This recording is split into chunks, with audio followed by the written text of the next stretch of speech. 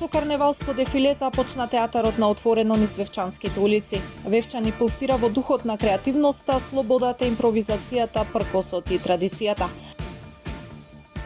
Со почитување и запазување на мерките за заштита од COVID-19 годинава ќе се одржи манифестацијата посветена на големиот верски празник Богојавление Водици.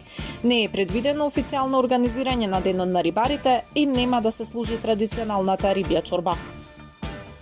Распишан е јавниот повик за ученички, студентски, како и стипендии за лица запишани на магистерски и докторски студии, за лица со ретки болести и посебни потреби.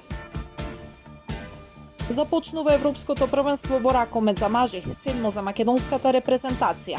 Избраниците на Кирил Лазаров во ведниот надпревар го играат против Словенија, а по 2 дена силите ќе ги одмерат со репрезентацијата на Црна Гора. Времето утре студено и претежно сончево. Температурата во интервал од -7 до 5 степени. Следевте една минута вести на Охрид Њуз.